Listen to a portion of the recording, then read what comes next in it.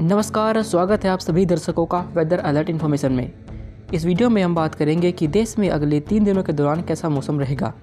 पर लेकिन वीडियो की शुरुआत में ही इस समय आप देख सकते हैं कि ये आज सुबह की लगभग 10 बजे हुए है इस समय, और ये सुबह 10 बजे की सैटेलाइट इमेज है, जिसमें आप देख सकते हैं कि उत्तर भारत के तमाम हिस्से, चाहे वो पंजाब हो, हरियाणा हो, दिल्ली, राजस्थान और साथ ही यहाँ तक कि पूर्वी उत्तर प्रदेश, बिहार और मध्य प्रदेश के पूर्वी हिस्से, इन सभी भागों पर यहाँ तक कि कोलकाता तक यानी पश्चिम बंगाल तक आपको घना कोहरा देखने को मिल रहा है।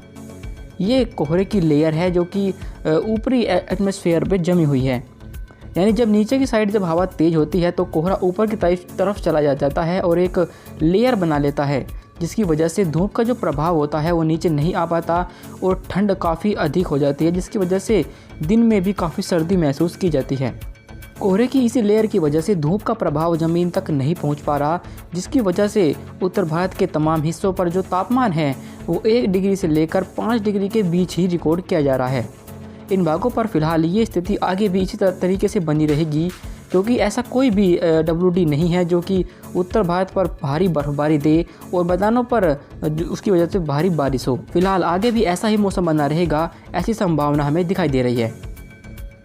तो चलिए आगे बढ़ते हैं और देखते हैं कि देश में अगले 3 दिनों के दौरान कैसा मौसम रहेगा। पर लेकिन सबसे पहले हम आपको बता दें कि एक लंबे समय के बाद 26 जनवरी के आसपास हमें ऐसी एक उम्मीद दिखाई दी है कि जल्द ही उत्तर भारत के हिस्सों पर एक काफ़ी सक्रिय WD के आने की संभावना हमें दिखाई दी है। पर लेकिन आज 18 जनवरी है, तो फिर जैसे जैसे हम आगे की तरफ बढ़ते जाएंगे समय में, तो उस WD के बारे में उसकी क्या इंटेंसिटी होगी और उसका प्रभाव की वजह से किन भागों पर बारिश और बर्फबारी होने की संभावना दिखाई देगी, इसके बारे में और अधिक जानकारी मिल जाएगी। इसके बारे में हम आपको लगातार अपडेट करते रहेंगे। तो चलिए अब देखते हैं कि देश में अगले 3 दिनों के दौरान कैसा मौसम रहेगा। फिलहाल हम देखते हैं कि देश में 19 जनवरी को कैसा मौसम रहेगा। इस समय आप देख सकते हैं कि 19 जनवरी को देश के उत्तरी हिस्सों पर कोई भी ऐसा WD नहीं है जिसकी वजह से वहां पर बारिश या बर्फबारी हो। इसी वजह से इन भागों पर जो ठंडी हवाएं हैं वे लगातार इस तरीके से प्रभाव उनका बना रहेगा और लगातार इन भागों पर ठंडी और शुष्क हवाएं चलती रहेंगी। इन्हीं हवाओं की वजह से इन भागों पर तापमान इतना कम रिकॉर्ड किया जा रहा है। पूर्वी भारत के हिस्सों पर पहुंचे तो पूर्वी भारत में आप देख सकते हैं कि यहाँ पर एक चक्रवाती वायु का क्षेत्र बना हुआ है, साथ ही एक ट्रफ रेखा भी है जो इस चक्रवाती वायु के क्षेत्र से यहाँ बिहार तक पहुँच रही है। इसी वजह से कुछ मॉइस्चर का फ्लो इस चक्रवाती वायु के क्षेत्र की वजह से यहाँ पर पुश हो रहा है और इसी वजह से पश्चिम बंगाल, झारखंड पर आपको कई स्थानों पर बारिश देखने को मिलेगी। और ये बारिश 19 जनवरी को बिहार के जो दक्षिणी हिस्से आते हैं यहाँ पर भी कुछ स्थानों पर हो सकती है। छत्तीसगढ़ पर भी 1-2 स्थानों पर मौसम बदल सकता है और यहाँ भी आपको हल्की बारिश देखने को मिल सकती है। इसके बाद पूर्वोत्तर भारत में जाएं तो यहाँ पर इस एक WD है जिसका मॉइस्चर आपको यहाँ दिखाई दे रहा होगा। इसी वजह से जो अरुणाचल प्रदेश का हिस्सा आता है यहाँ पर आपको बारिश और बर्फबारी देखने को मिलेगी। चूँकि WD इतना स्ट्रॉन्ग नहीं है और ये अपर एल्टीट्यूड पर है, इसकी वजह से इसका प्रभाव जो पूर्वोत्तर भारत के दक्षिणी हिस्से आते हैं यहाँ पर नहीं होगा और यहाँ पर मौसम साफ रहेगा। पर लेकिन 1-2 स्थानों पर हल्की बारिश से इनकार हम नहीं कर सकते, क्योंकि चक्रवाती वायु के क्षेत्र की वजह से यहाँ पर मॉइस्चर का फ्लो पहुँच रहा है। दक्षिण भारत के हिस्सों पर पहुँचे तो दक्षिण भारत के हिस्सों पर सिर्फ तमिलनाडु के दक्षिणी हिस्सों पर ही आपको हल्की बारिश देखने को मिल सकती है। बाकी शेष महाराष्ट्र और तटीय कर्नाटक, आंतरिक कर्नाटक और साथ ही जो उत्तरी तमिलनाडु, इन भागों पर कोई हलचल नहीं होगी। इन भागों पर कोई भी हलचल नहीं होगी और यहाँ मौसम बिल्कुल साफ बना रहेगा। आगे बढ़ते हैं और 20 जनवरी के मौसम को देखते हैं। 20 जनवरी के मौसम को देखें तो 20 जनवरी को एक WD है जो इस समय अफगानिस्तान और उस सटे जो पाकिस्तान के हिस्से है यहाँ पर बना हुआ है। फिलहाल 20 जनवरी को उसका कोई इफेक्ट उत्तर भारत के हिस्सों पर देखने को नहीं मिलेगा। जम्मू कश्मीर, हिमाचल प्रदेश, उत्तराखंड पर मौसम बिल्कुल साफ रहेगा। पर लेकिन जम्मू कश्मीर के ऊंचाई वाले हिस्सों पर आपको 1-2 स्थानों पर हल्की बर्फबारी देखने को मिल सकती है, जबकि मैदानी हिस्सों पर कोई प्रभाव नहीं होगा और वहां पर लगातार पहले की तरह ही उत्तरी दिशा से ठंडी और शुष्क हवाओं का प्रभाव बना रहेगा। इन्हीं हवाओं के प्रभाव की वजह से यहाँ पर लगातार सर्दी महसूस की जाएगी, क्योंकि पहले भी इन भागों पर जो टेम्परेचर है वो 1 डिग्री से लेकर 5 डिग्री के बीच रिकॉर्ड किया जा रहा है। इसी वजह से इन भागों पर भीषण सर्दी पड़ रही है।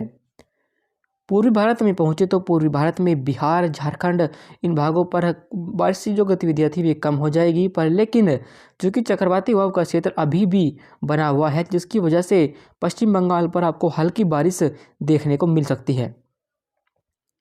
पूर्वोत्तर भारत पर मौसमी हलचल कम हो जाएगी और यहाँ पर मौसम साफ हो जाएगा। दक्षिण भारत के हिस्सों में पहुँचे तो दक्षिण भारत पर आप देख सकते हैं कि तमिलनाडु के जो दक्षिणी हिस्से आते हैं और साथ ही केरल पर कुछ बंगाल की खाड़ी से मॉइस्चर बढ़ रहा है।